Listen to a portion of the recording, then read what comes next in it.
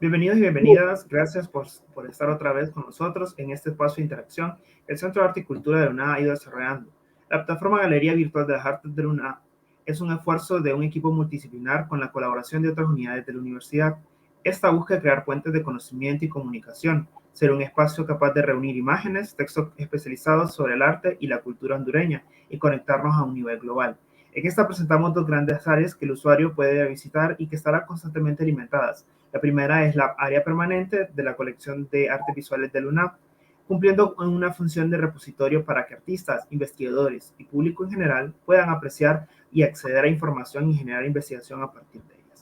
La segunda área es la área de exposiciones temporales, que está dirigida a generar espacios abiertos para que artistas puedan mostrar sus propuestas de una forma más amplia, accesible a un nivel nacional e internacional, manteniendo, como ha sido hasta ahora, de manera presencial, un acompañamiento a la labor del CACUNA.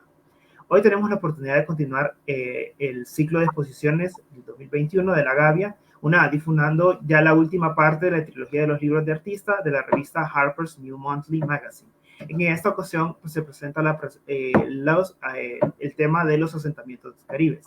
Con nosotros hoy tenemos pues a Paul Martínez, que ya es casi permanente en casi todo el año, que ha estado acompañándonos casi todo el año a nosotros en este tipo de eventos.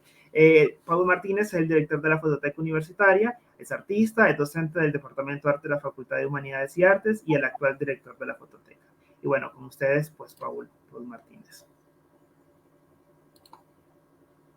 Muy buenos días a todas y a todos, bienvenidos y bienvenidas sean a esta, como lo mencionó Joel, la finalización de lo que es la trilogía de artículos que entre 1856 y 1857 la revista mensual de Harper pues publicó con temas alusivos a nuestra nación.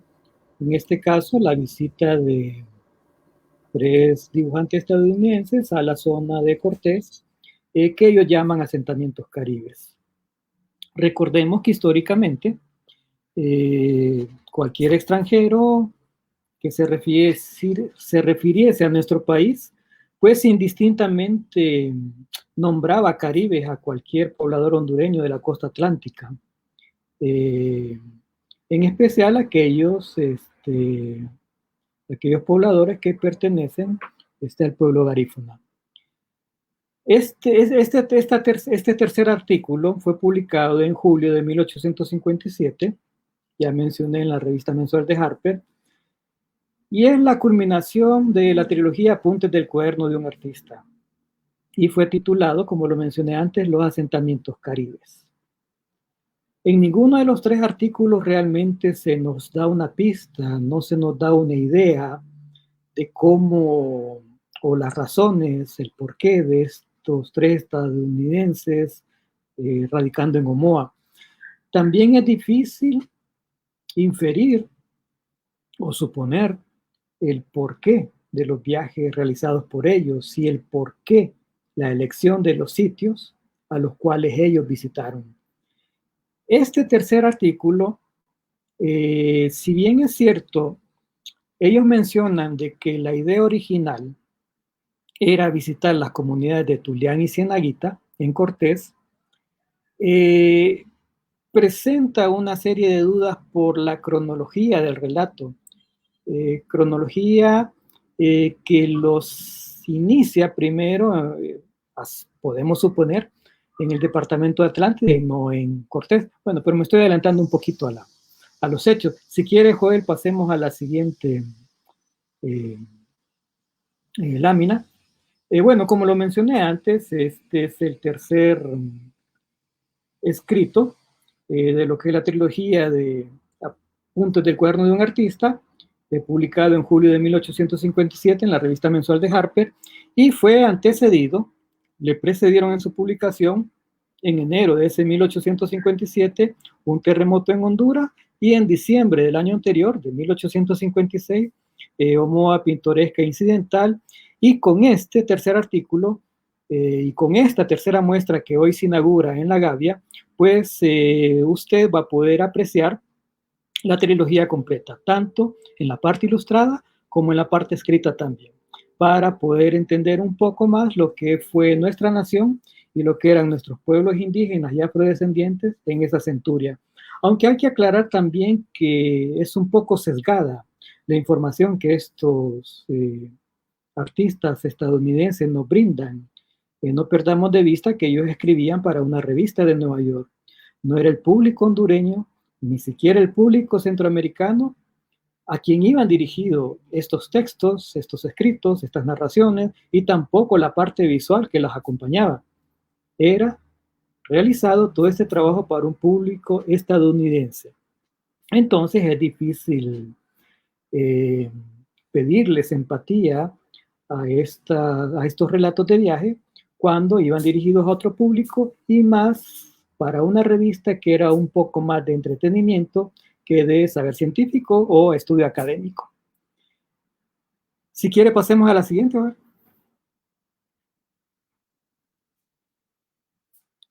Esta es la portadilla del artículo.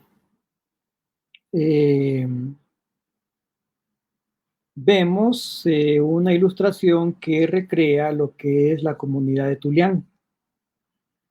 Tulián queda en Cortés, en el departamento de Cortés. La muestra, el dibujo, este paisaje ilustrado, nos muestra una típica comunidad garífuna. Las casas, con la arquitectura tradicional de este pueblo, colocadas sobre una duna natural que sirve de protección a la comunidad que está asentada a la orilla del Mar Caribe. Un hecho que pasamos por alto en el presente y que huracanes como el Ida o Nora, que recién acaban de azotar a la costa mexicana y a la costa estadounidense, en ambos océanos, tanto en el Pacífico como en el Atlántico, nos recuerdan la sabiduría de nuestros pueblos ancestrales.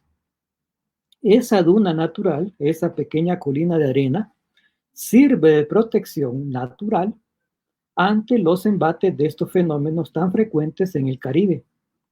Entonces, vemos como un pueblo pescador, como es el garífuna, busca la cercanía del mar, ubica sus residencias en una zona donde la misma naturaleza les proteja. Y vemos que es una comunidad con una ajetreada actividad, según lo que podemos inferir de la ilustración. Vemos botes ir y venir, unos que entran, otros que van. Vemos inclusive en la parte izquierda ese pequeño tocón de palmera que tiene también amarrada seguramente otra embarcación, dando a entender de que la pequeña ensenada, la pequeña bahía que vemos en la ilustración, pues continúa y hay más actividad comercial. Cabe aclarar de que si bien es cierto, esta ilustración nos refleja a todas luces una comunidad garífuna, eminentemente por su arquitectura, por su distribución de casas y el ir y venir de los barcos y la misma construcción de los barcos, nos hablan de que es una comunidad garífuna. En el presente, la comunidad de Tulián no podría difícilmente catalogarse como garífuna, porque lastimosamente hay, y digo lastimosamente porque se pierde precisamente todo este entorno cultural. Ahora es una comunidad más ladina, un poco más, más modernizada, digámoslo así, y todo este sinfín de elementos culturales que vemos en esta ilustración, pues realmente en el presente es muy difícil de poder admirar. Si quiere, pasemos a la siguiente. Aquí tenemos la primera ilustración, luego de la portadilla, que aparece en este relato. Y también es la primera descripción de las aventuras por ellos vividas en este viaje. Y presenta una duda. En la parte narrada, en la parte escrita de la ilustración de este artículo,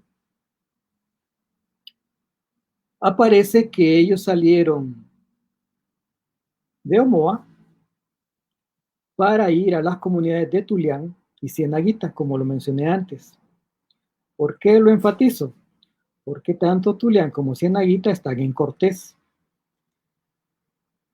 Cuando él menciona que tomaron el Mar Caribe, menciona que no se separaron mucho de la costa, en cierto punto de esa travesía, el mar se agitó, nubes de tormenta, vientos fuertes, mar agitado, etcétera, etcétera, que lo fue obligando a buscar unos cayos, unos pequeños islotes cercanos a la costa, en donde esta fuerza del mar, esta violencia de la tormenta, pues simplemente los hizo naufragar. ¿Y por qué este es un dilema? Porque en esa parte de la costa atlántica, entre lo que es Cortés y Atlántida, digámoslo así, los únicos islotes que podrían coincidir con la descripción escrita e ilustrada de estos cayos son cayos cochinos, que cayos cochinos quedan más hacia Atlántida que hacia Cortés. Entonces, si el relato escrito y la parte ilustrada, el relato visual de este viaje inicia con ese naufragio en Atlántida y no en Cortés, pues ya nos pone dudas de hacia dónde iban o desde dónde venían en el momento de contar este viaje.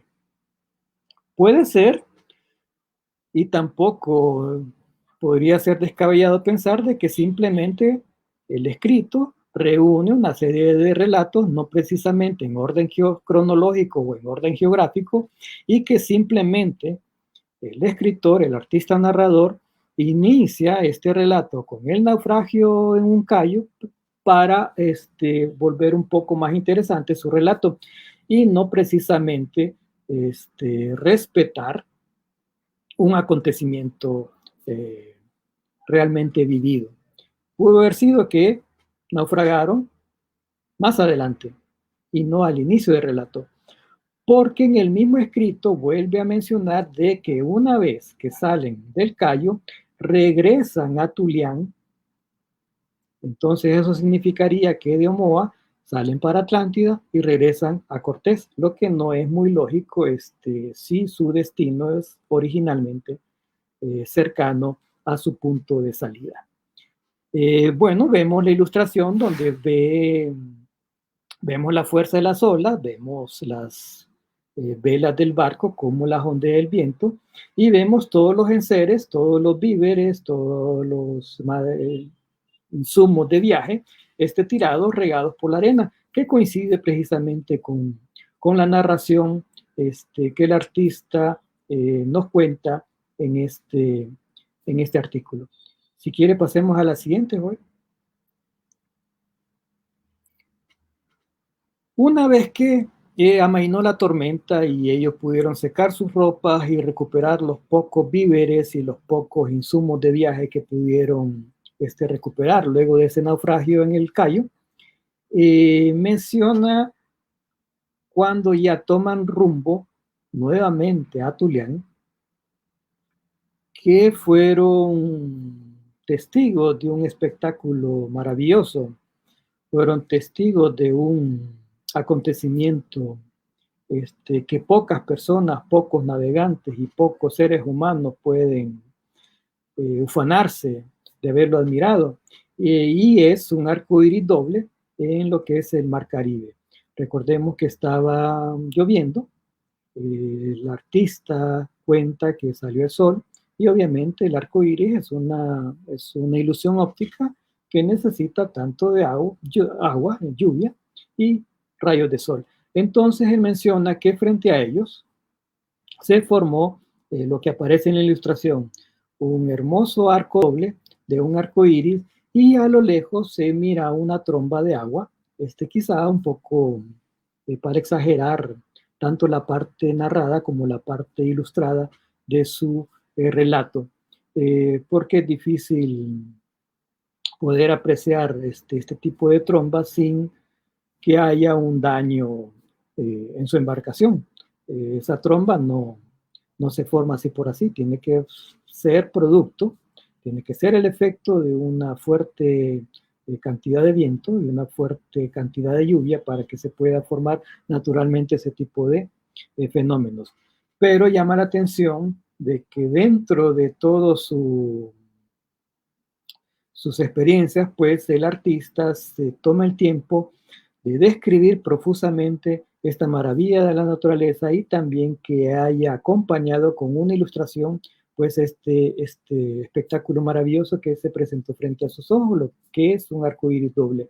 Si en tierra, en circunstancias diarias, es difícil verlo, pues ya se imaginarán ustedes poder apreciar este maravilloso espectáculo en el Mar Caribe y en medio de unas nubes de tormenta. Si quiere, pasemos a la siguiente.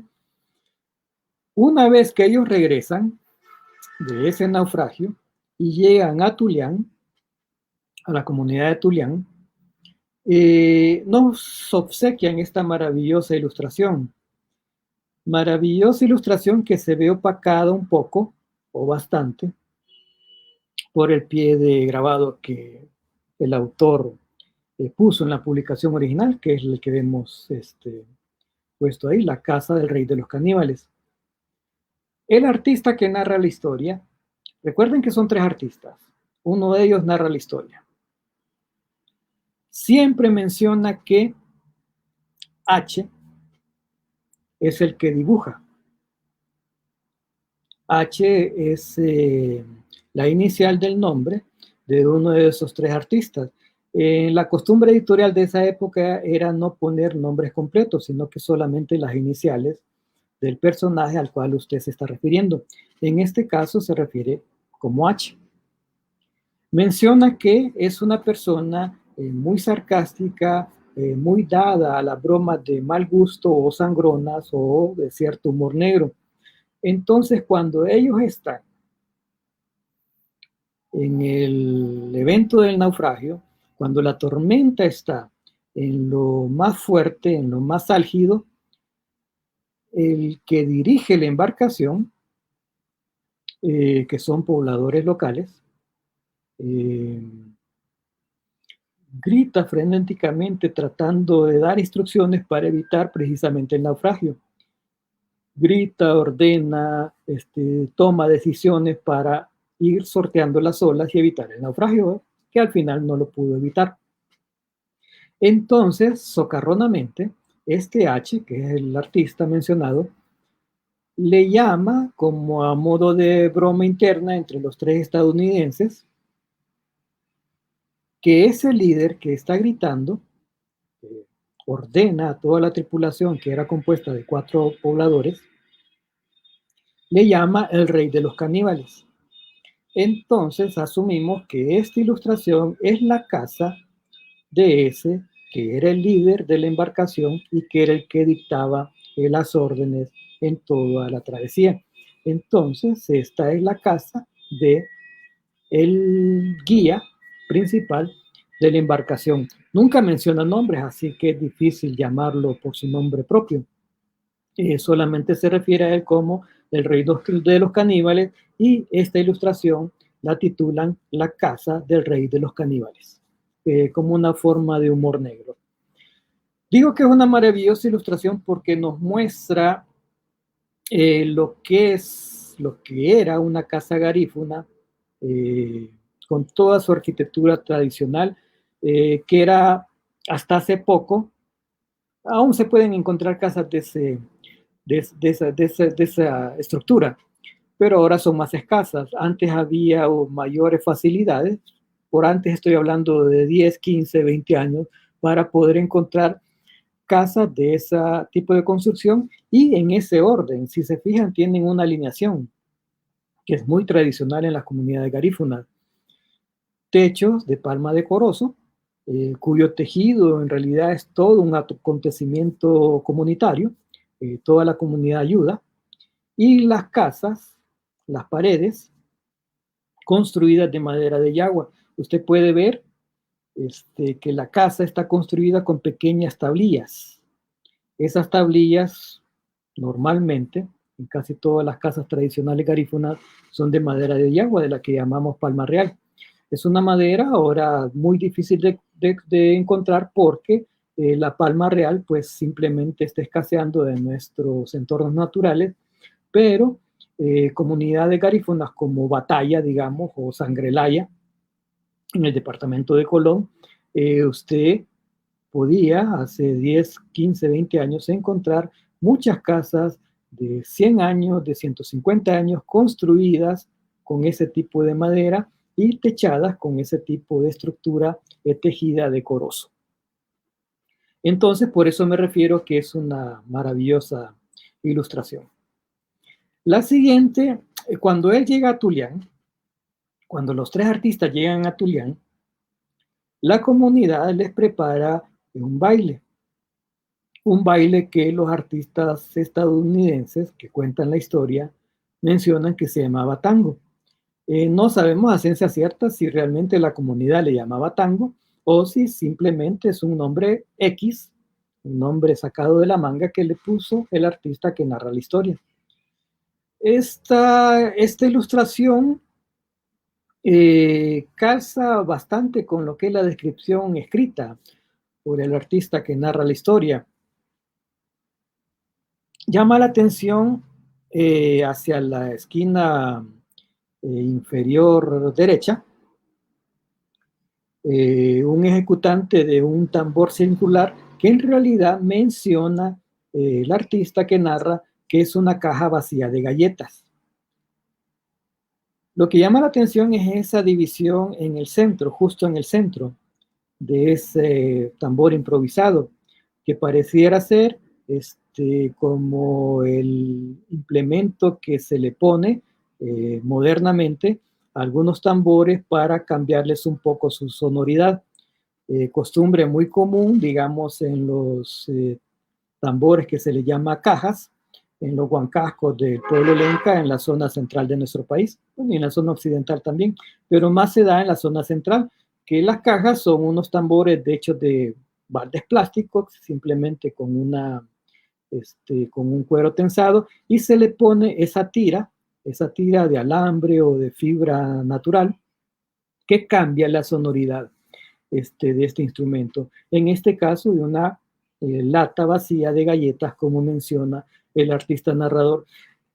La narración de este baile es bastante humor negro, es bastante despectiva la descripción que hace de él. Inclusive menciona sarcásticamente que luego de la ejecución de uno de estos bailes, pues él se tocó instintivamente su cabeza para ver si todavía seguía sobre su cuello, como una forma de decir que son bailes salvajes, etcétera, etcétera. Recordemos nuevamente la procedencia de los artistas y la finalidad también de sus escritos, que era entretener a un público estadounidense que consideraba a nuestras naciones como salvajes, inhóspitas o incivilizadas. Si quiere, pasemos a la siguiente, güey. En todas estas narraciones, tanto en este tercer escrito, los asentamientos caribes, como en el anterior, un terremoto en Honduras, o el que le antecedió, Omoa, pintoresca incidental, los tres artistas se ven maravillados por la frondosidad, por la exuberancia de la naturaleza en todos los sitios que ellos van recorriendo. Aquí hablan de que saliendo de Tulián, remaron río arriba por el río Tulián, buscando paisajes que bosquejar.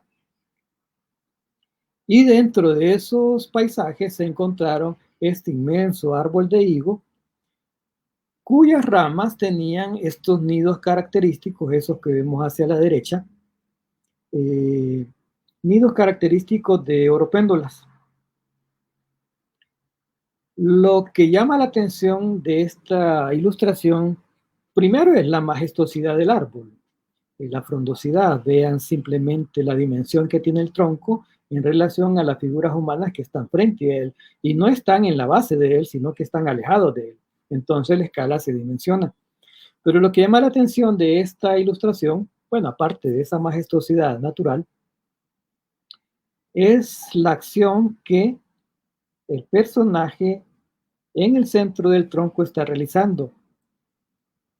Si vemos detalladamente esas cuatro figuras en el pie del tronco, Todos tienen rifles, pero el primero de ellos, está apuntando hacia esos nidos, lo que obviamente es una acción innecesaria porque, en primer lugar, no son comestibles, son aves muy pequeñas como para comerlas, y un escopetazo desde esa distancia simplemente va a destrozar los nidos o cualquier ave. Entonces es una forma también de exagerar las acciones, tanto en la parte escrita como en la parte ilustrada. Demuestra un poco de insensibilidad también hacia la naturaleza o hacia la naturaleza nuestra, que es la que ellos están visitando. Fuera de eso, pues, la majestuosidad del árbol es lo que llama la atención. Si quiere, pasemos a la siguiente, Joel. Nuevamente, otra escena del río Tulián, que realmente en la descripción narrada, como en la parte ilustrada, pues dejan evidencia de que les impresionó. Aquí hacen nuevamente una descripción maravillosa del lugar que puede verificarse o puede confirmarse si vemos la frondosidad, la exuberancia de este paisaje natural por ellos ilustrado. La dimensión de ese tronco, usted también la puede ver si, quizá en esta presentación no se ve muy claro, pero en la exhibición en la Gavia, usted va a poder ampliar las ilustraciones para ver este tipo de detalles. A la izquierda de ese tronco, de ese inmenso tronco, hacia la derecha de la ilustración, usted va a ver una pequeña figura humana que está precisamente parado frente al tronco, admirando esa dimensión. Si se fija en el agua, que está delimitada o señalada con líneas horizontales, están cruzando otros viajeros con sus caballos. Quizá por la resolución de esta imagen que usted está mirando en este momento no lo aprecie del todo. Pero si revisa cuidadosamente las ilustraciones en la galería, que le permiten ampliar este tipo de detalles, va a ver que esos diminutos caballos y esas diminutas personas se empequeñecen ante la magnífica, ante la magnificencia de esos árboles centenarios que tenía el río Tulián. Paisajes que realmente en el presente es muy difícil de poder admirar. Si quiere, pasemos a la siguiente, Joel. Nuevamente, otra escena del río Tulián, que continúa mostrándonos maravillosas vistas del mismo.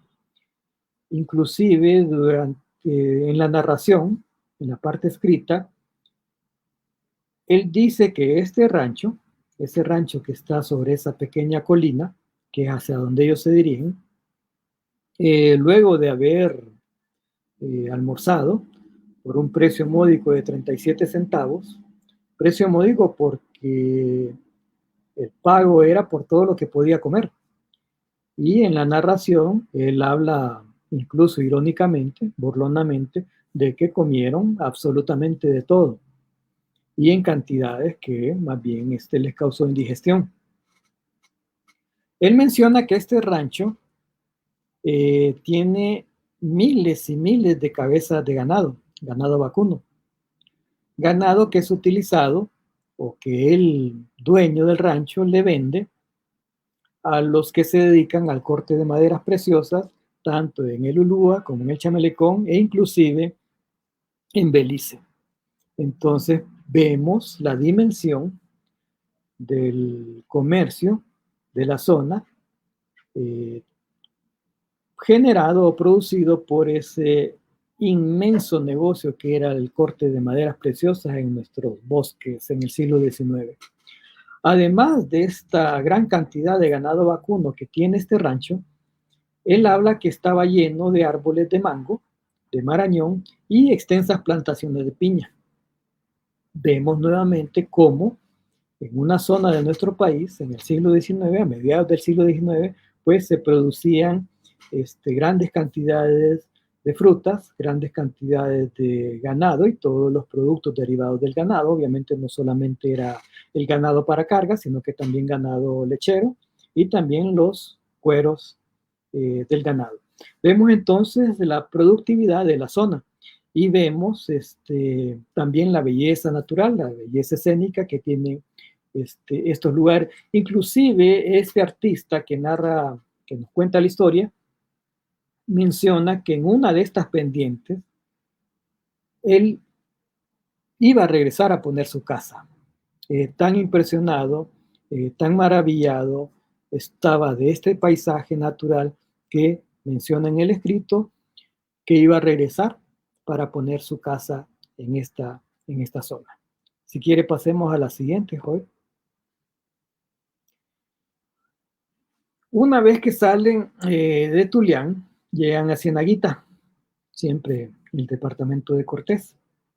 Nos muestra nuevamente una comunidad tradicionalmente garífuna, con un gran movimiento entre el mar Caribe y la playa, y también nos muestra nuevamente la arquitectura tradicional de estas comunidades. Y Cienaguita, al igual que Tulián, en el presente, pues este tipo de paisajes es difícil poderlos admirar. Lastimosamente, la civilización pues ha llegado a estas comunidades y ahora lo que podemos apreciar en gran parte son casas de bloques con techos de lámina. Y tampoco podemos apreciar esta profusa existencia de árboles de coco y también palmas reales. Estas largas, grandes, son palmas reales. Las que mencionábamos, se le denominaba yagua y servía para material de construcción de las paredes en la arquitectura tradicional garífuna y en menor medida en la arquitectura también mezquita. Vemos nuevamente cómo el ilustrador nos plasma visualmente un paisaje completamente distinto al que podemos apreciar en la actualidad, lo que nos demuestra la importancia del rescate de la historia escrita y visual que podamos reunir de nuestras naciones. Máxime en este año que conmemoramos 200 años de ser naciones independientes. Si quiere, pasemos a la siguiente, Joel. Y aquí quizá podemos encontrar lo que es la ilustración más importante de este artículo. Importancia que también se comparte con la parte narrada de este viaje, y es la elaboración de casabe. Al artista que cuenta la historia le gustaba mucho este producto. Recordemos que casabe es una especie de tortilla dura hecha de harina de maíz, muy tradicional del pueblo garífuna. Y el artista en el escrito describe minuciosamente la elaboración de este casabe. Y además lo acompaña con esta maravillosa ilustración porque reúne en una sola imagen gráfica casi todo el proceso de elaboración del casabe, desde la raíz, los tubérculos desprovistos de su cáscara, de su concha, que usted lo puede ver en la parte inferior derecha de la ilustración, el rallado, que están haciendo también hacia la parte derecha, el rallado que se hace en un rallador artesanal de madera, al cual se le han incrustado piedras pequeñas, puntiagudas y duras, que sirven como rallador para estas raíces. Luego esas raíces son pasadas a la niña que está sobre el tronco de puntillas y poniéndola en esta especie de cilindro tejido que se le llama culebra. Este artefacto sirve para deshidratar esa yuca rallada. que luego hacia la izquierda vemos cómo la están sirviendo en una especie de pascón. Entonces, por eso menciono que en esta ilustración se resume casi todo el proceso, casi todos los pasos que llevan a la elaboración del ereba, bueno, el casabe, como lo conocemos nosotros. Y es maravillosa porque además es muy descriptiva visualmente. Si vemos la siguiente ilustración, pase al siguiente cuadro, Joel, por favor. Gracias. A la izquierda vemos un detalle de lo que era la ilustración anterior, de la niña que está, se está vaciando la yuca rallada sobre esta culebra. Aunque no sea tan detallada la ilustración, ese entramado que el ilustrador quiso darle a ese cilindro tejido es muy similar a lo que es la culebra que podemos conocer en el presente, que está puesta en una fotografía de su servidor, tomada en Sangrelaya, Colón, hace como 10 años, que nos muestra precisamente ese tejido de esa culebra. Entonces vemos cómo el artista se tomó la molestia en 1857 de querer dar esa sensación del tejido de esa culebra, lo que nos demuestra la continuidad o la persistencia de esta práctica cultural gastronómica de la cultura garífuna de 1857, que se publica la historia, a 2021, que es el presente, porque inclusive se sigue haciendo de esa misma manera la preparación del casabe. Vemos entonces cómo a través de una historia escrita e ilustrada del siglo XIX podemos inferir cómo se celebraba o cómo se practicaban tradiciones culinarias de una cultura como es la garífuna y la elaboración del ereba. Si quiere pasemos a la siguiente, Jorge. Y la última ilustración que nos presenta este artículo ya los muestra a los exploradores, a los dibujantes estadounidenses, llegando a la laguna que ellos llamaban de Puerto Cabellos. Quizá es un error ortográfico del que compuso los textos en la publicación original, porque obviamente si tenía que nombrarle de alguna manera a esa laguna, que es la de Alvarado en realidad, tenía que ser nombrada Laguna de Puerto Caballos, como era conocido Puerto Cortés en ese momento. Recordemos que Puerto Caballos fue nombrado así por la pérdida de los caballos que tuvieron las tropas españolas a su arribo a la zona. Estamos hablando de siglos atrás. Pero entonces ellos nombran Puerto Cabellos, Laguna de Puerto Cabellos, a esta laguna que precisamente es de la Laguna de Alvarado. Vemos que es una imagen que es más relajada, una imagen más personal, que nos muestra el fin del camino de estos artistas estadounidenses en el relato. La narración obviamente es mucho más extensa, porque en este punto de la historia sale a relucir quizá la relación estrecha que tenían con Ephraim George Squire, el famoso diplomático estadounidense que aparte de escribir varios libros y varios escritos de revista sobre naciones centroamericanas, Nicaragua, El Salvador y Honduras, también tenía la propuesta del ferrocarril interoceánico, el ferrocarril que saldría del Golfo de Fonseca y terminaría precisamente aquí, en Puerto Caballos, en el actual Puerto Cortés. Entonces, en esta parte de la narración, el artista que cuenta la historia se extiende en ese proyecto, defendiéndolo y queriendo hacer ver cómo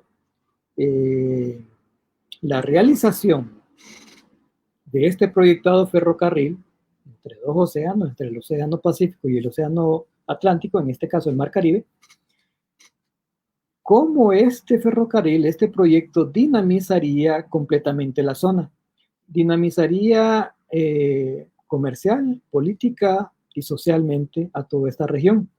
Obviamente, las razones que tenían son por todos conocidos y es la misma historia de las compañías bananeras en el siglo XX. Es una narración bastante proclive a defender los intereses norteamericanos, de inversión norteamericano, en detrimento de lo que son la población local, porque es bastante hiriente, es bastante dura con lo que ellos llaman la holgazanería o ellos llaman la displicencia, ellos llaman a la zona que son plantaciones inactivas, zonas pantanosas, zonas de enfermedades, etcétera, etcétera, y que la construcción de proyectos como el ferrocarril, proyectado por Squire o propuesto por Squire, dinamizaría y cambiaría completamente la faz de esa zona. Inclusive termina siendo una promesa el artista en este punto, llegado a este punto de la laguna de Alvarado. Él dice que va a regresar, o sea, que les promete a sus amistades caribes, como la llama él, regresar.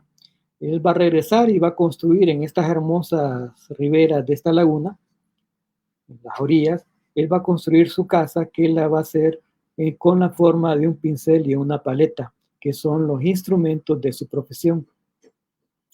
Y aquí concluye el relato escrito y el relato también visual de este tercer artículo, que como lo mencioné antes, pues ninguno de los tres menciona las razones por las cuales estos tres estadounidenses pues llegaron a la zona. Desconocemos si simplemente eran viajeros que quedaron en Omoa esperando un barco para retornar a su patria, o si realmente tenían una comisión del editorial Harper de Nueva York para poder hacer ilustraciones que enriquecieran las publicaciones que ellos hacían en sus distintas revistas y en sus distintos proyectos editoriales. Nos inclinamos por lo segundo porque muchas de estas ilustraciones fueron utilizadas en distintos contextos, en distintos años y para distintos países en futuros proyectos editoriales. Inclusive muchas de las ilustraciones que usted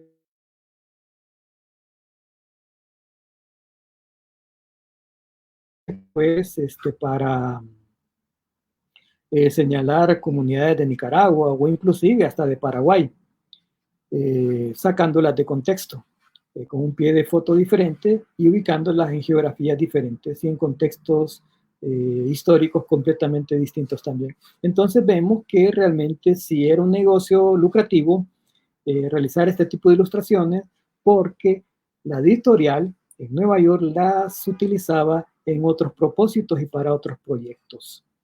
Y con esto concluye pues esta parte ilustrada de esta tercera parte de lo que es creo que esta es la última, ¿verdad, Joel? Ponga la siguiente, a ver.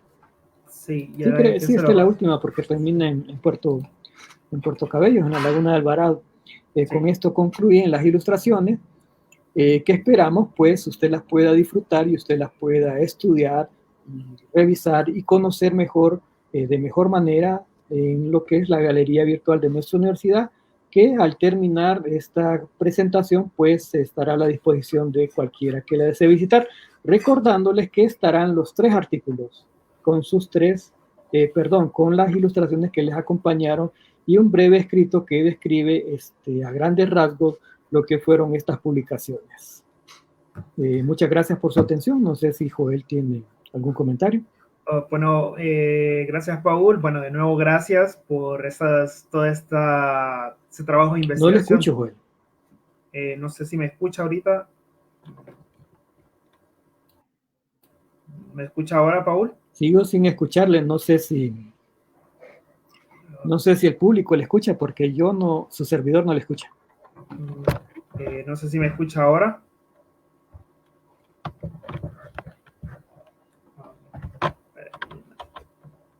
Pero no sé si me escucha ahora, Paul.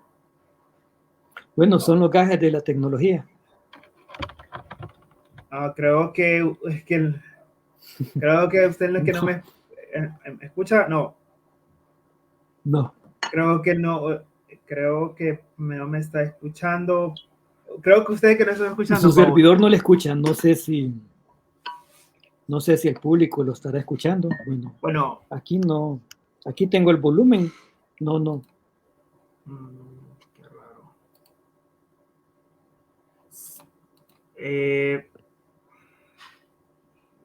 Creo, la mayoría creo que ya... Bueno, ya su servidor no le escucha. No sé si alguien... Sí, yo creo que sí, el resto de personas me están escuchando. Y bueno, qué raro esto, Paul. Espere, me voy a remover y pues voy.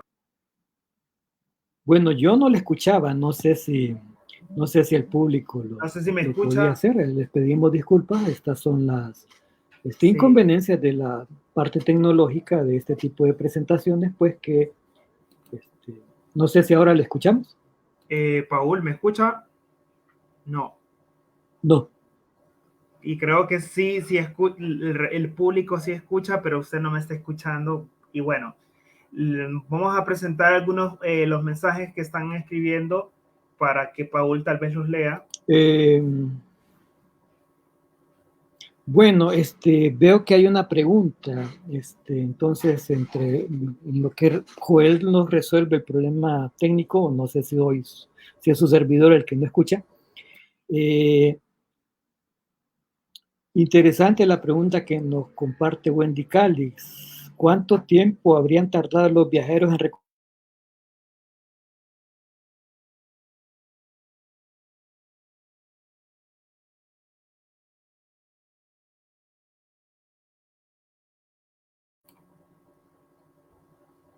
Paul.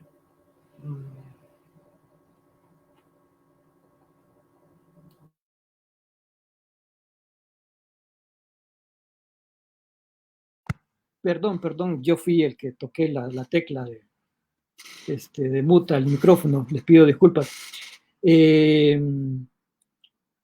¿Cuánto tiempo se tardaron en hacer este viaje? Mire, si vemos, si vamos sacando un poco de lo escueto de la descripción, ellos no dicen salí a tal día, llegué a tal lugar, inclusive el destino es bien difícil de marcar porque brincan de lugar en lugar. Por eso decía que al inicio de que la narración no necesariamente sigue un orden cronológico o geográfico. Me imagino que él fue armando un escrito intercalando distintos viajes inclusive, porque en este caso, mi suposición, o sea, lo que su servidor piensa, es que ellos venían de Colón, precisamente del viaje donde aconteció el terremoto. Porque si usted viene de Colón, primero pasa por Atlántida y luego llega a Cortés. Entonces, si usted viene de Colón y encalla, precisamente en Cayos Cochinos, que es en Atlántida, sí se es el primer evento de la narración de este viaje, de este tercero, de los asentamientos caribes. Pero hay un problema. En el viaje a Colón por el terremoto, que es el segundo de esta trilogía, no mencionan que los acompañó el doctor, sino que es hasta este tercer escrito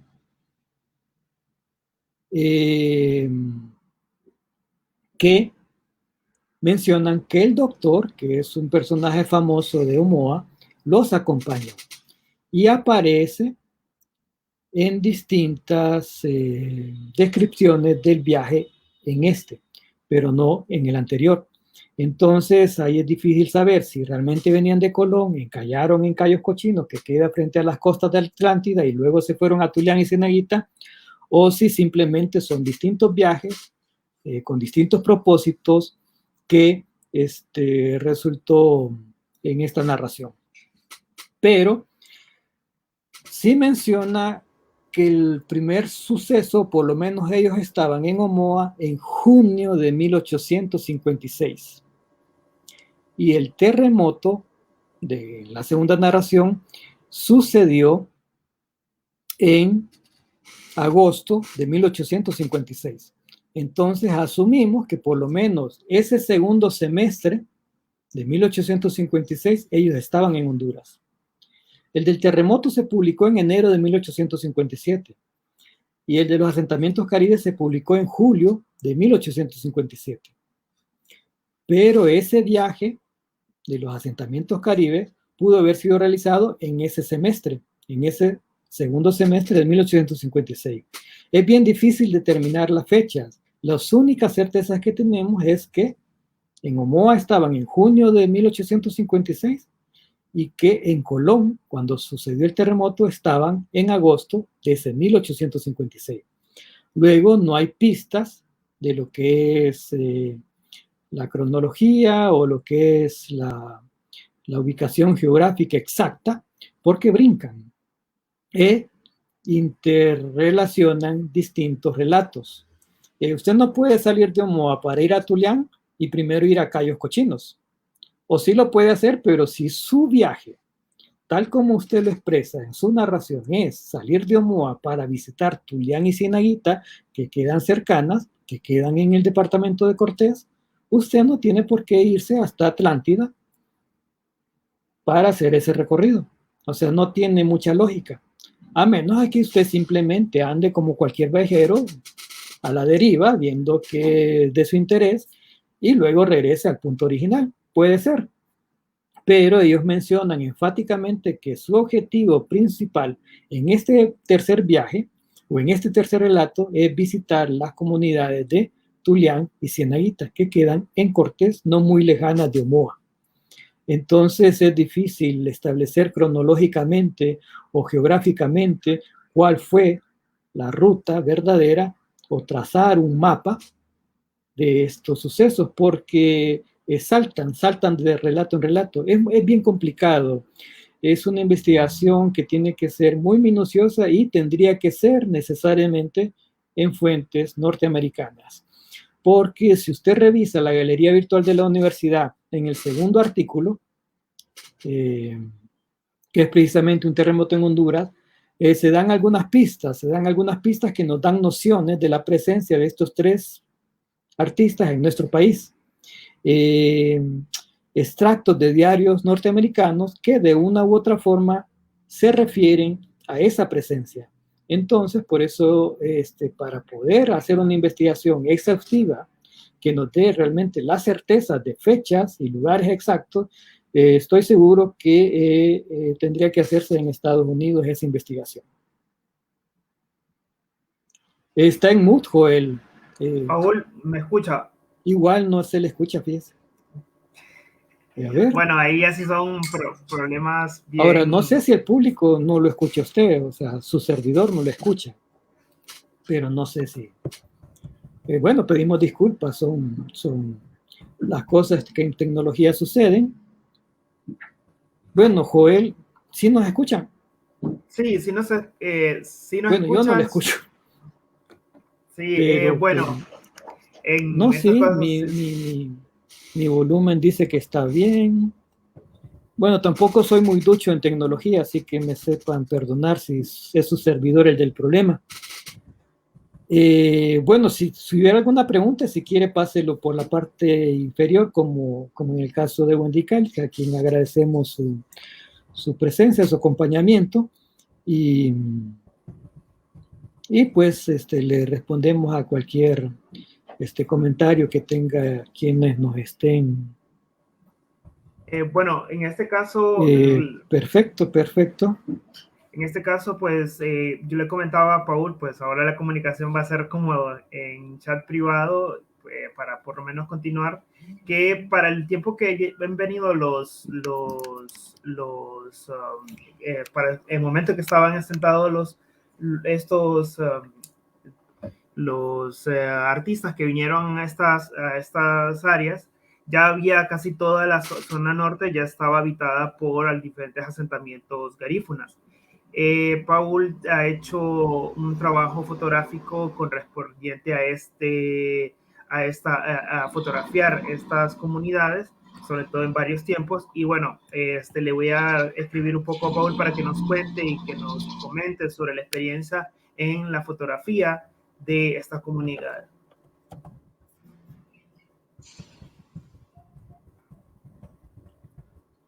Bueno, yo no le escuché, Joel, lastimosamente. No sé si me lo pasa por el chat, cualquier comentario que tenga, porque, bueno, no sé, yo no le puedo escuchar, seguramente es su servidor. Y no me da miedo tocar.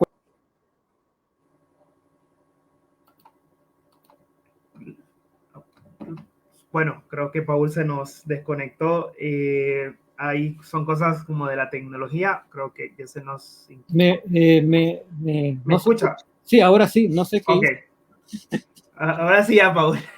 No, lo que le comentaba en el chat es que usted ya ha tenido experiencia sobre la fotografía de estas comunidades, comunidades garífunas, y lo que les comentaba antes pues, al público es que para el momento en que vienen nuestros viajeros a hacer estos recuperación gráfica, ya casi toda la costa norte habían diferentes poblaciones garífunas o diferentes asentamientos alrededor de toda la costa norte, que recordemos que pues ellos vienen hasta en el siglo XVIII, ellos vienen, encallan en Punta Gorda, y a partir de ahí se poblan casi toda la costa norte de Honduras.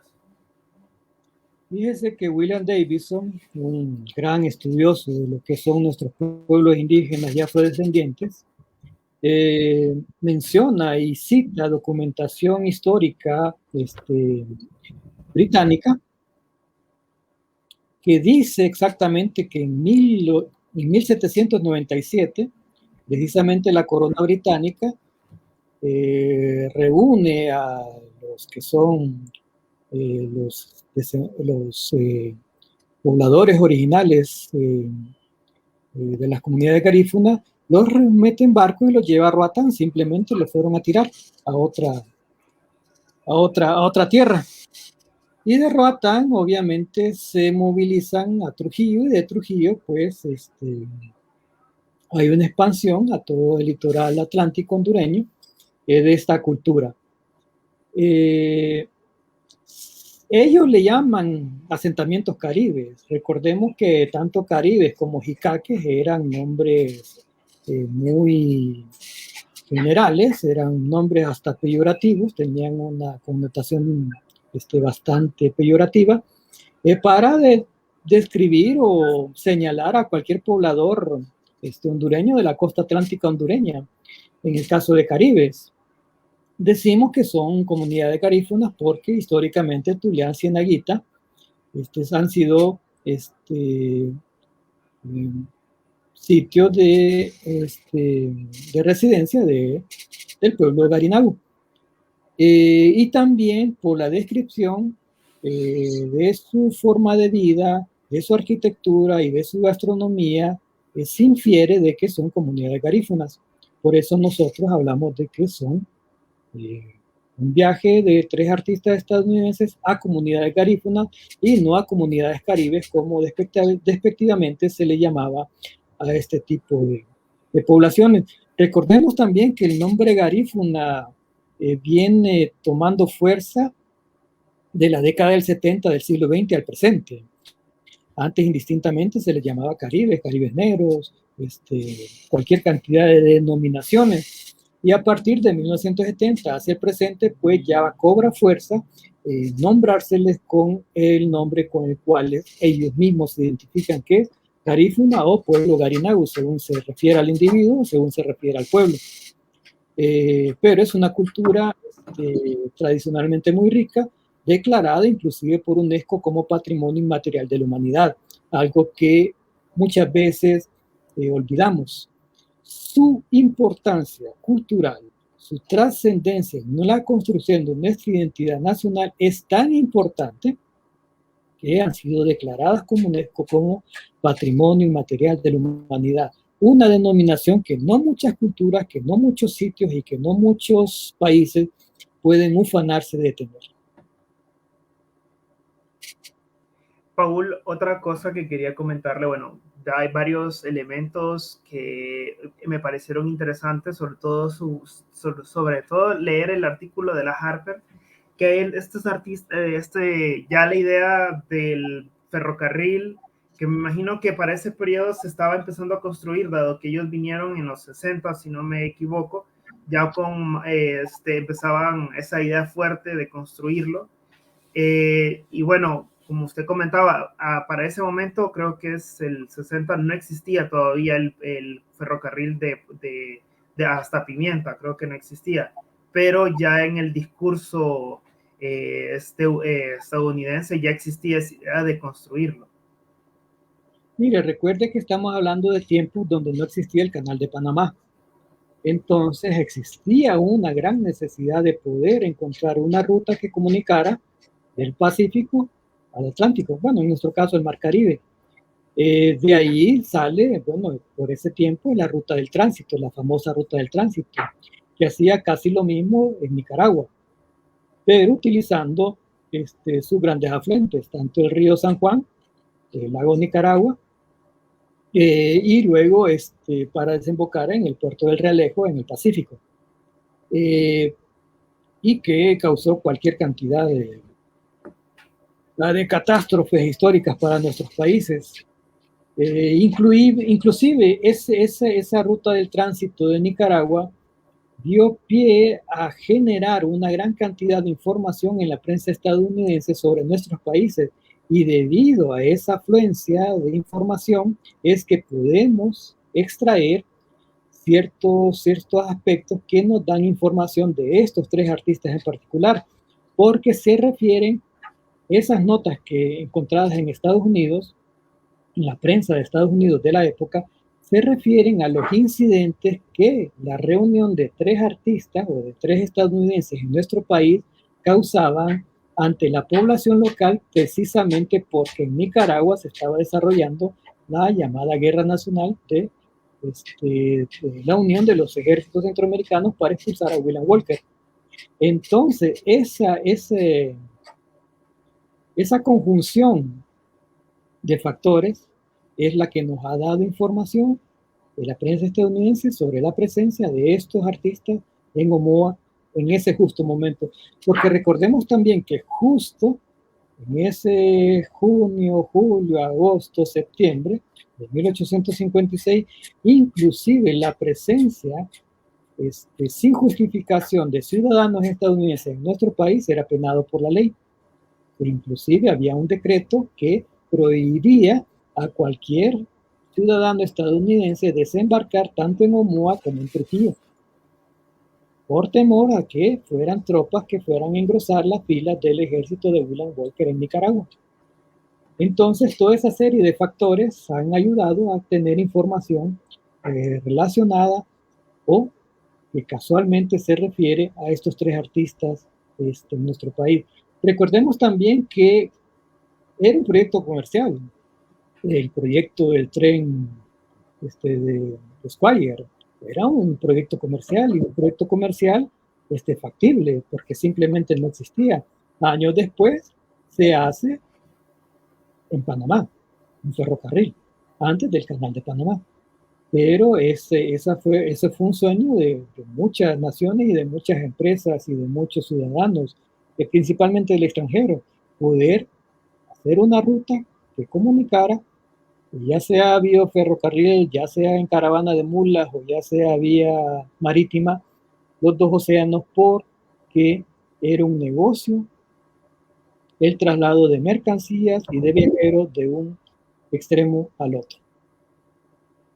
Que eso lo iremos a ver, digamos, en el caso con viajeros posteriores, iremos a ver, digamos, tanto en el caso de William Wells, en el caso de Mary Lester, que, bueno, en el caso de Mary Lester es como uno de los ejemplos mucho más claros, sobre todo ese tránsito que ella hace, el tránsito al revés, que es del puerto, en ese caso, el puerto más importante en ese momento, que era Mapala, hacia San Pedro Sula, y digamos otros viajeros que vinieron y hicieron eso, y que al no existir ya el tren, pues era ese tráfico de mula, el traslado sobre mulas, que era el más importante en ese momento, pues que ya era una industria, como usted lo comenta.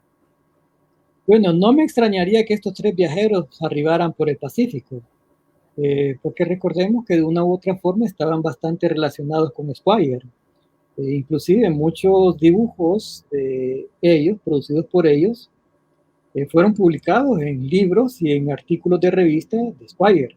Entonces hay una relación, inclusive Squire menciona el nombre de H como parte de su expedición y que fungía como dibujante de esa expedición. Estamos hablando de 1853, en la primera expedición que Squire hace precisamente para trazar la ruta de este ferrocarril. Y Squire, como buen editor, como buen escritor, aprovecha esa gira para recabar datos y contar historias como una visita a los indios de Guajiquiro o como apuntamientos sobre Centroamérica, especialmente los estados de Honduras y El Salvador. Y luego hace divisiones que hace la publicación de El Salvador y hace la publicación de Honduras y luego otras de Nicaragua, de la costa Mixquita también. Entonces ellos estaban relacionados precisamente con este proyecto del ferrocarril. Y en este tercer artículo defienden precisamente este proyecto. Paul, una de las cosas que escuché en la presentación, y en este caso quería comentarle, es que usted decía que muchas de estas imágenes que estos artistas hacen se van a reproducir en otras publicaciones posteriores de la Harper o se van a utilizar en otros contextos. En este caso, ¿cómo sabemos que estas piezas o estas obras son tomadas o fueron dibujadas en Honduras y no en un lugar previo y después se han incorporado a los relatos de estas áreas? Bueno, maravillosa pregunta, pero no tengo la respuesta, si le soy sincero. Pero yo creo que sí, porque la revista mensual de Harper aparece en 1850. Y de 1850 a 1856 y 57 que aparecen estas revistas, hay pocos números publicados. Y además, la mayoría de estas ilustraciones tienen esa H, la letra H, escondida dentro de lo que son las mismas ilustraciones. Le digo escondida porque la práctica editorial de la época era que el dibujante, el grabador eran anónimos.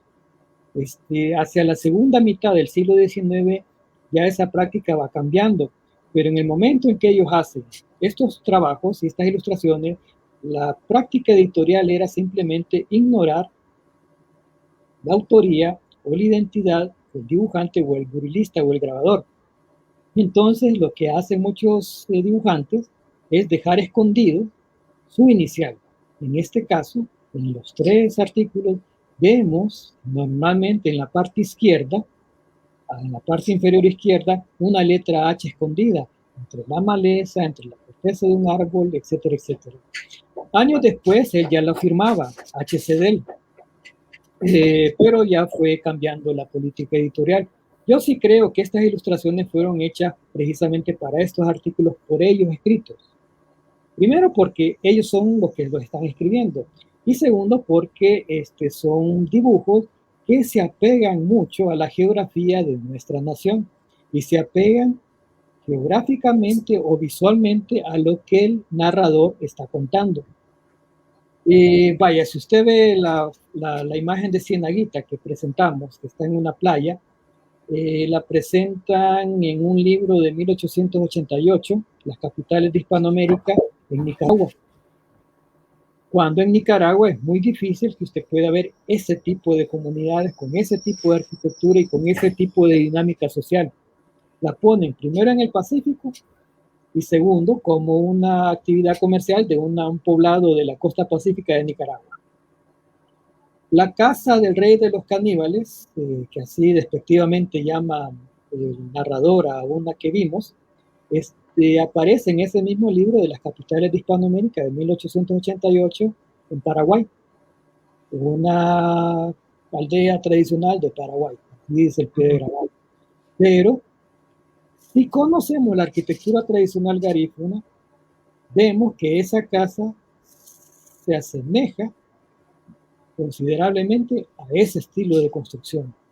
Y si hablamos de que está firmado por H, que es uno de los dibujantes que anda en esa expedición, pues tenemos bastante nivel de certeza de que sí realmente corresponde al lugar que está describiendo el artista narrador en ese artículo.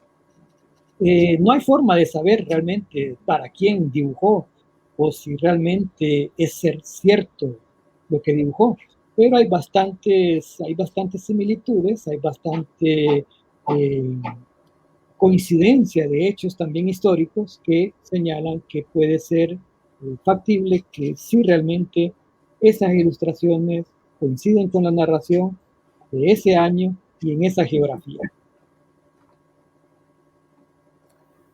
Bueno, Paul, y bueno, aparte de las preguntas, pues tenemos saludos de Maite Romero, Marcio Matute, de Miguel Barahona y de Wendy Calix, de Carlos Humberto Sosa.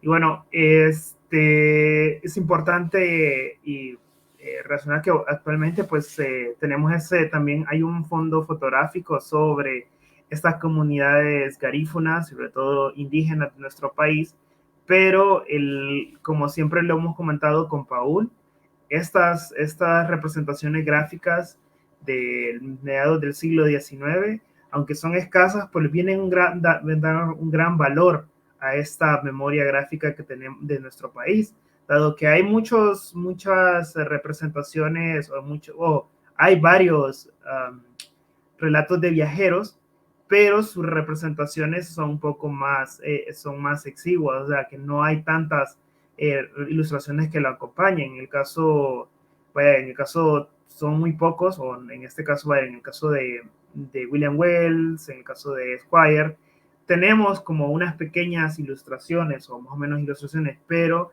que tengamos la representación de una comunidad, en este caso, que ellos le llaman Caribe, pero que esa es cierta, garífuna, es algo importante, sobre todo en el caso de lo que usted comentaba sobre la preparación del casabe. No sé si será la primera representación que se hace de eso a nivel gráfico, pero bueno, es importante que se muestre esta ilustración que usted lo mostró, todo el proceso de la elaboración del casabe. Y recuerde que ni siquiera en ese momento la fotografía se practicaba, por lo menos no profusamente a nivel país. Entonces, que en 1857 se presente una ilustración que describe gráficamente todo el proceso de elaboración del hereba, pues realmente es un gran aporte a nuestra tradición y al estudio de nuestro pasado y al conocimiento también de nuestro presente. Porque, como lo mencioné antes, esa misma preparación se realiza en el presente. Esa misma culebra se sigue utilizando en el presente. El rallador artesanal, el cernidor para la harina, etcétera, etcétera, es muy parecido a lo que usted puede ver en cualquier comunidad garífuna del presente. Entonces, es una muestra de que esa tradición perdura, se mantiene y que puede seguir viviendo otros 200 años. Entonces, es importante rescatar este tipo de aporte visual.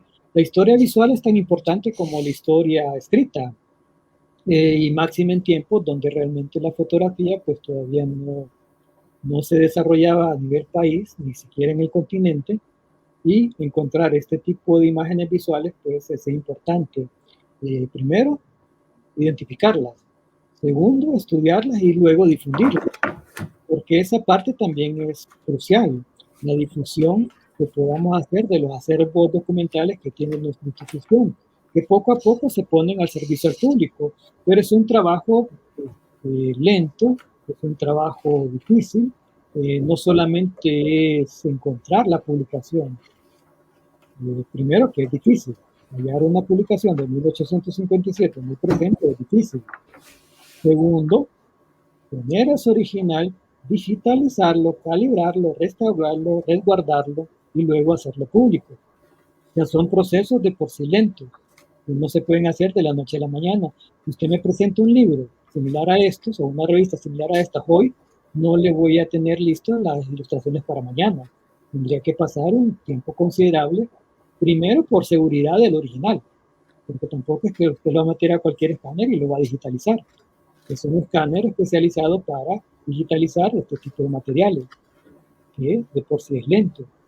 Y luego el proceso de preparación de ese material digitalizado para poderlo compartir también es lento. Entonces no son procesos fáciles, son procesos de años. En las participaciones anteriores hemos mencionado que este es un proyecto que viene desde 2011. Estamos hablando de casi 10 años. Entonces, poco a poco se va haciendo público, poco a poco se va enriqueciendo más. Las traducciones en castellano de estos 3 artículos usted las puede disfrutar también, publicadas en el año 2018 por nuestra universidad. En el 2016 se publicó una parte y en el 2018 se publicó otra. Entonces, poco a poco se va acrecentando esos acervos documentales, tanto escritos como visuales. Pero es un proceso lento, es un proceso que de por sí es laborioso. Entonces, pedimos paciencia también para poderlo compartir con nuestra sociedad y con la comunidad universitaria. Paul, bueno, ya habíamos comentado eso en varios, sobre todo en la presentación de estos 3, de esta serie de artículos de la Harper's News Monthly. En este caso, ustedes, como usted dijo, ya es del 2011 y es un proceso no solo en el que esté involucrado Paul Martínez, sino que hay otras personas que se dedicaron a recuperar, a buscar estos artículos, porque no es que estén ahí a la mano de cualquiera, sino que hay un trabajo de investigación complejo y bien extenso, que me imagino que ha sido arduo, y que bueno, yo sé que eso sería como para tener otro conversatorio con las personas que estuvieron, que además de ustedes, estar otras personas que estuvieron a cargo de este proceso de investigación y de recuperación material, pero bueno, solo para que nos dé así como un resumen pequeño y que tener como hacer tal vez en próximas ediciones de estos encuentros de la Gavia Presenta, tal vez un conversatorio con todos los involucrados en este proceso de recuperación de estas memorias gráficas y documentales. Mire, todo este proyecto, todo este proceso, todas estas ilustraciones y escritos que se pueden disfrutar en la Galería Virtual de las Artes de nuestra universidad, nacen de proyectos de investigación en aquel entonces financiado o auspiciado por la Dirección de Investigación Científica Universitaria, al Grupo de Investigación Filológica de la Facultad de Humanidades y Artes. Es un grupo interdisciplinario en diferentes áreas del saber, de diferentes escuelas de la Facultad de Humanidades y Artes. Inicialmente se tradujeron del inglés al castellano para hacer artículos de investigación referentes al tema. Una vez teniendo esas traducciones, se pensó de que la mejor forma de compartirlas con la comunidad universitaria y la sociedad hondureña en general era acompañar esas traducciones con las ilustraciones originales que acompañaban el escrito de 1856 y 1857. Entonces se preparó una publicación que compartía precisamente, de hecho la tengo, no sé si la puedo hacer. Entonces compartía lo que es la parte traducida con la parte visual. Bueno, de hecho este es de los asentamientos caribes, la última de la laguna de Alvarado. Entonces de estos se hicieron 3, 2 que trataban sobre ilustraciones del siglo XIX y un tercero que trata sobre viajeros en la primera mitad del siglo XX. Y pues así nació este proyecto. Posteriormente se hicieron conferencias en congresos de investigación y congresos de estudios culturales, también exposiciones, muchas fueron hechas en el Centro de Arte y Cultura. La primera creo que se hizo en el 2013, que fue la de Squire, de una visita a los indios de Guajiquiro. No, perdón, la primera fue en el 2012 de William Wells, el que se llamó Sotero Lazo, el pluma y tinta que retrataron la nación del siglo XIX, que se presentó en el Centro de Arte y Cultura y se llevó a distintos centros regionales, incluido Curla. Ahí fue la segunda sede que recibió esta exposición. Luego se hace la de una visita a los indios de Guajiquiro, que fue en el año 2013. Y luego otra serie de exposiciones, digamos, en Roatán, precisamente sobre las ilustraciones de los asentamientos caribes, y así en distintos escenarios, inclusive ha sido presentado en Costa Rica, en Nicaragua, y ahora pues se nace la idea de compartir estos 3 escritos, trilogía completa, a través de la galería virtual de nuestra universidad, con las ilustraciones que acompañaron de las ediciones originales en inglés del siglo XIX. Así, a grandes rasgos y sucintamente, pues, es la historia de este proyecto, que tiene todavía para seguir creciendo, puesto que el estudio tanto de lo escrito como de lo visual realmente presenta muchas aristas. El servidor puede ver la parte gráfica, el servidor puede ver solamente la descripción visual, pero un ornitólogo puede ver las especies de aves que aparecen en estas ilustraciones o en las descripciones escritas. Un arquitecto puede hablar más de lo que es la arquitectura que aparece plasmada en estas ilustraciones o en la parte escrita. Y así sucesivamente.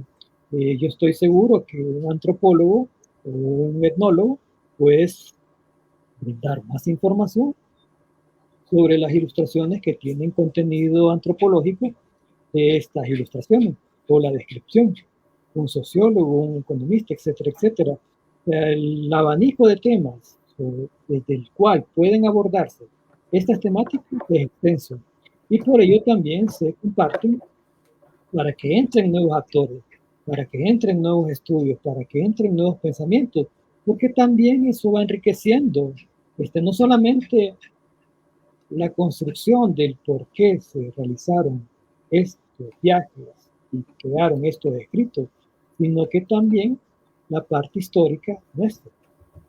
¿Por qué se dan estos fenómenos? ¿Por qué se dan estos factores? ¿Por qué se nos llama de esta forma? ¿Por qué tenemos solamente descripciones extranjeras de nuestra nación en el siglo XIX? Son contadas realmente la parte escrita que podemos rescatar nuestra del siglo XIX, sacando las sacando las publicaciones del padre Vallejo, no las hallamos, solamente encontramos extranjeros, en este caso estadounidenses, pero también hay franceses y alemanes, que también han sido parte de estos proyectos que hemos hablado antes. Sí, esa falta de que, bueno, las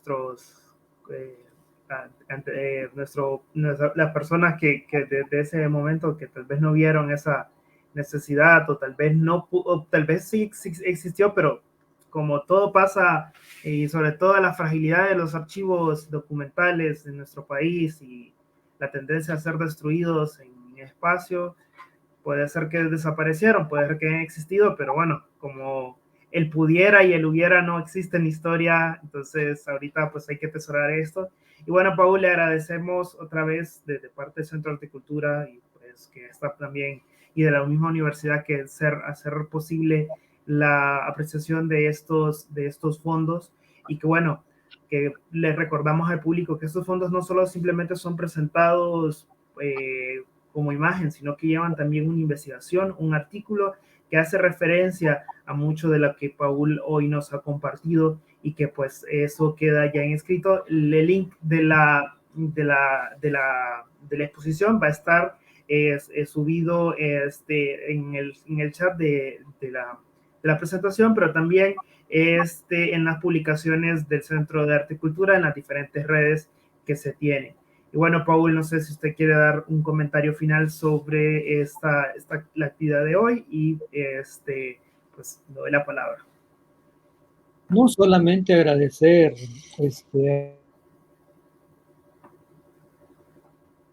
sus saludos, invitarles a poder disfrutar de la muestra en la galería virtual de nuestra universidad, y agradecer este espacio al Centro de Arte y Cultura, agradecer a su directora, Olga Joye, por la confianza en su servidor puesta para poder compartir este tipo de trabajo de investigación y trabajo de rescate, conservación y difusión también.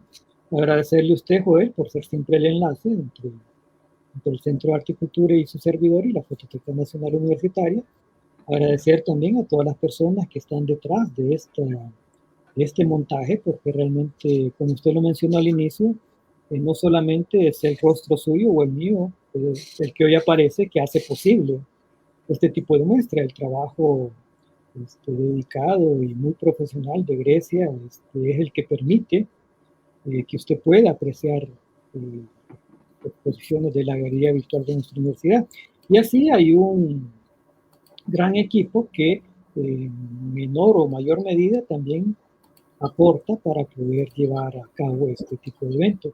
Agradecerles a todos, invitarlos a que disfruten de estas exposiciones y que también las compartan y sobre todo que sirvan de estímulo, que sirvan para generar nuevos conocimientos, para generar nuevas investigaciones y así aportar o retornar a la sociedad la obligación que tiene nuestra universidad de generar conocimiento, máxime en un año clave como es el presente, en donde conmemoramos 200 años de existencia como nación independiente.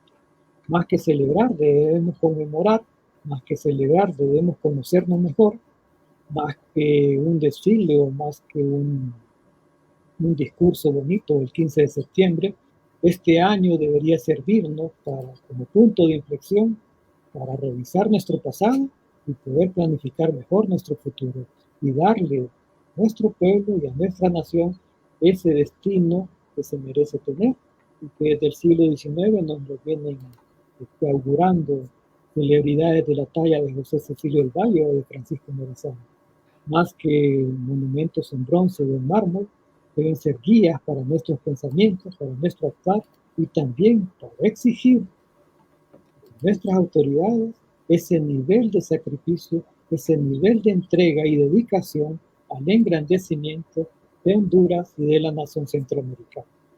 Y a todas y a todos les agradezco su atención y esperemos estar nuevamente en el mes de septiembre compartiendo otra exposición.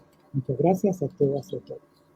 Gracias, Paul. Y bueno, invitarlos a todos para que puedan apreciar los 3 artículos que tenemos de esta misma serie, que están en la Gavia, que están subidos en la Gavia, y otras exposiciones que están permanentes que se encuentran en esta misma plataforma. Y bueno, para comunicarles, pues, como Paul lo comentó, este septiembre cumplimos 200 años de independencia y su celebración, pues, dará paso pues que nosotros retomemos las actividades con la fototeca hasta en octubre y para darle un espacio importante, especial a las celebraciones que tanto la comisión del bicentenario que tiene la universidad como el centro de actividades como el centro de arquitectura va a desarrollar en septiembre. Así que gracias por estar con nosotros hoy y esperamos que nos sigan en las actividades que se han desarrollado en septiembre y de nuevo en octubre con Paul Martínez, con la fototeca universitaria. Y pues al final también recordarles que hoy tenemos a las 4 de la tarde, tenemos una actividad, otro conversatorio con Moisés Mallorquín sobre el papel y la importancia del Archivo General de la Universidad Nacional. Sin más que decirles, agradecemos su presencia. Buenos días. Gracias.